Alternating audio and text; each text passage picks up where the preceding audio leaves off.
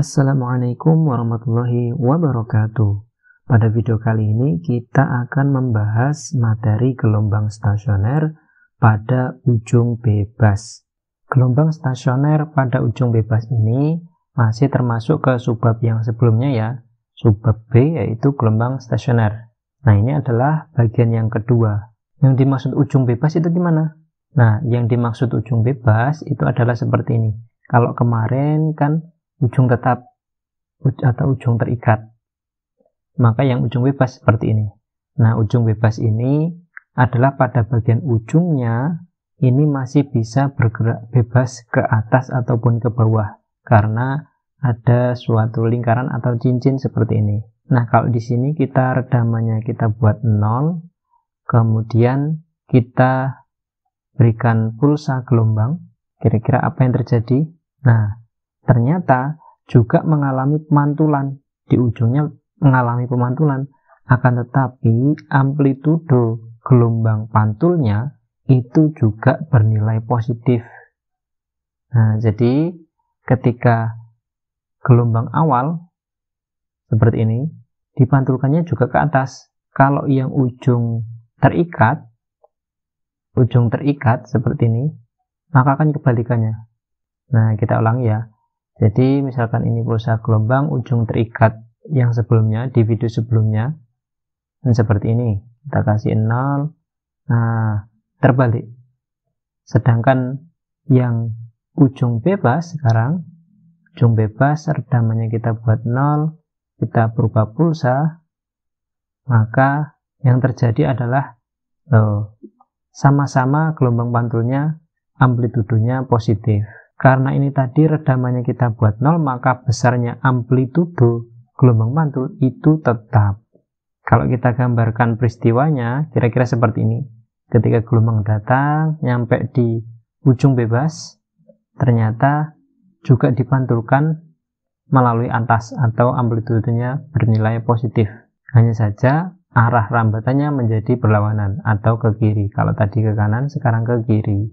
Nah, kalau kita ingin menentukan persamaan dari gelombang datang dan gelombang pantulnya, maka persamaan gelombang datang itu sama dengan, nah ini kan sumbernya atau asal getarannya ke atas, berarti di sini nilainya positif, A sin dalam kurung omega t, karena ini ke kanan menjadi negatif, kx, sedangkan yang gelombang pantul sama dengan ini sama-sama di atas, berarti ini adalah A sin dalam kurung omega t karena ke kiri, sehingga di sini adalah positif kx. Terus ini tadi sumber gelombangnya adalah pulsa gelombang atau satu hentakan. Bagaimana kalau sumber gelombangnya itu adalah getaran harmonik seperti di ujung tetap? Nah, kita lihat lagi di simulasi tadi. Kita buat osilasi. Kita hentikan dulu, redamannya kita buat 1, kemudian frekuensinya kita besarkan. Nah, akan seperti ini. Sama-sama akan terjadi superposisi atau interferensi. Namun, pada ujungnya, ujung di sini, perbedaannya adalah dia berupa perut. Kalau di ujung tetap seperti ini kan dia berupa simpul. Sedangkan di ujung bebas, nah, ujungnya itu adalah berupa perut. Simpul, perut, simpul, dan seterusnya. Kalau kita gambarkan peristiwa tadi, ini adalah terjadinya superposisi atau interferensi. Sama dengan yang pada ujung tetap atau ujung terikat. Nah, bedanya tadi apa? Di ujungnya ini muncul atau terjadi perut. Kalau tadi ujungnya itu adalah simpul, yang sekarang adalah ujungnya perut. Ingat, amplitudo stasioner atau amplitudo hasil dari gabungan atau interferensi ini berbeda dengan amplitudo ketika gelombang berjalan. Sehingga kalau kita ingin menentukan persamaan simpangan gelombang stasioner di ujung bebas, YS sama dengan tadi ya, YD datang ditambah Y pantul sama dengan simpangan gelombang datangnya adalah A sin omega t min kx ditambah Y pantulnya adalah A sin omega t plus Kx. Nah, karena di sini sama-sama ada amplitudo A, kita taruh di luar A dalam kurung sin omega t min Kx ditambah sin dalam kurung omega t plus Kx. Nah, kita geser ke atas ya, kita taruh sini biar fokus ke penurunan rumusnya. Nah, kalau ada seperti ini, ada sin omega t min Kx plus sin omega t plus Kx, sama dengan yang di video sebelumnya. Kalau ada sin A plus sin B di matematika, itu kan sama dengan nilainya adalah 2 cos setengah A min B dikali cos atau dikali sin dalam kurung setengah, sin setengah dalam kurung A plus B. Nah, yang menjadi A adalah omega t min Kx, yang menjadi B adalah omega t plus Kx. Sehingga Y stasionernya ini menjadi A dalam kurung 2 cos setengah A min B. A-nya adalah ini, omega t min Kx, min B. B-nya adalah ini, berarti min omega t min Kx. Kemudian di sini dikali dengan sin setengah A plus B. A-nya adalah omega t min Kx, ditambah B-nya adalah omega t plus Kx. Nah, karena ini sudah berubah perkalian, berarti A-nya bisa kita masukkan. Terus, tapi di sini lihat ada omega t min omega t, berarti bisa kita coret. Kemudian di sini ada min Kx, ada plus Kx, bisa kita coret. Sehingga di sini adalah 2A cos setengah dalam kurung min Kx min 2Kx dikali dengan sin setengah dalam kurung omega t plus omega t, 2 kali omega t. Nah, di sini ada 2 coret, 2 coret. Ingat, sama dengan yang di video sebelumnya, min di sini atau negatif ini diabaikan. Kenapa kok diabaikan? Karena simpangan pada gelombang stasioner itu punya 2 nilai dengan yang tadi ya. Nah, misalkan yang ini, ketika ada di titik ini, ternyata amplitudonya bisa bernilai positif, bisa bernilai negatif. Sehingga negatif yang ada di sini bisa diabaikan. Maka Y sama dengan persamaan simpangan gelombang stasioner pada ujung bebas sama dengan 2A cos Kx dikali dengan sin omega t. Nah, ini adalah persamaan simpangan gelombang stasioner pada ujung bebas. Ingat, X-nya ini dia diukur dari mana? Diukur dari ujung ya. X di sini diukur dari ujung. Sedangkan A ini 2A. A ini adalah siapa? A ini adalah amplitudo gelombang berjalan atau bisa gelombang datang atau bisa gelombang pantulnya. Nah, dari rumus ini kita juga bisa menentukan amplitudo gelombang stasionernya. Amplitudo gelombang stasionernya itu nilainya adalah ini. Amplitudo gelombang stasioner itu sama dengan 2A cos Kx. Kalau di sini 2A cos Kx ini adalah gelombang stasionernya, amplitudo gelombang stasionernya, berarti Y itu juga sama dengan amplitudo stasioner dikali sin omega t.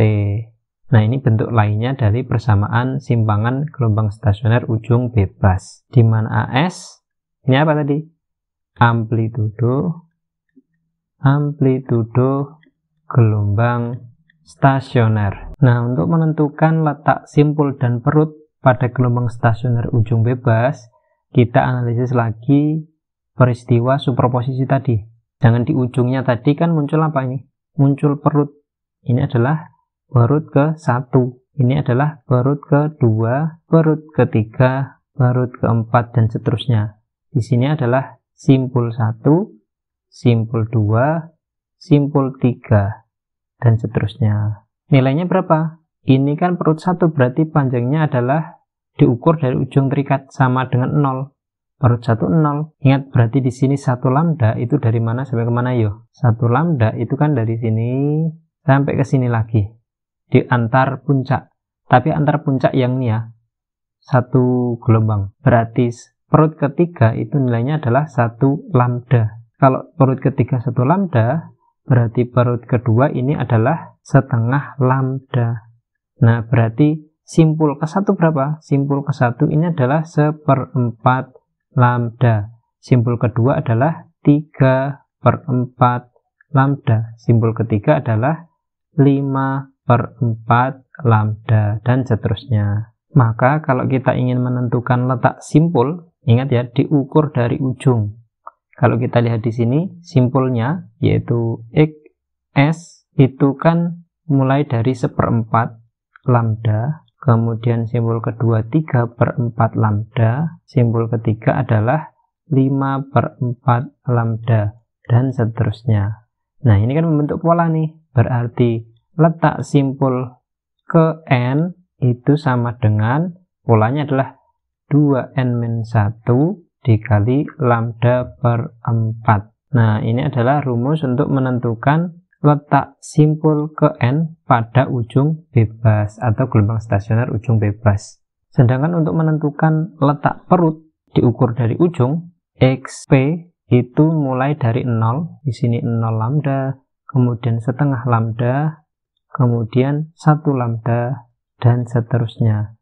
Nah, polanya berarti di sini adalah XP perut ke N itu sama dengan N-1 dalam kurung lambda per 2. Nah, ini adalah rumus untuk menentukan letak perut pada gelombang stasioner ujung bebas.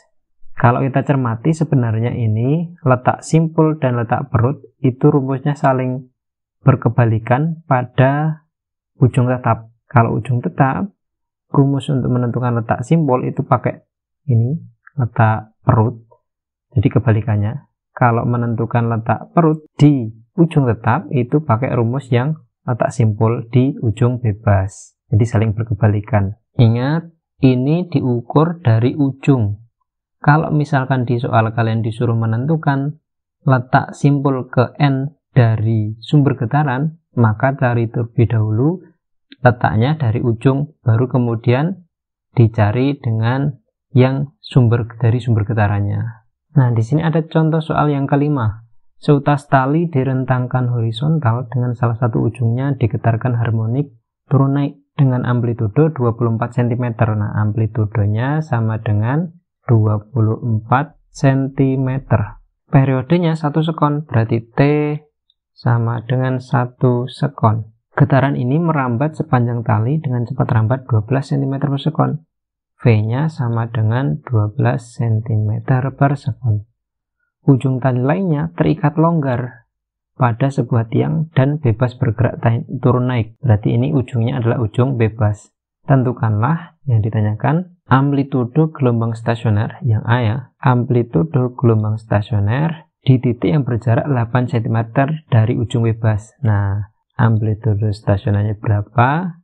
Di X sama dengan 8 cm dari ujung bebas.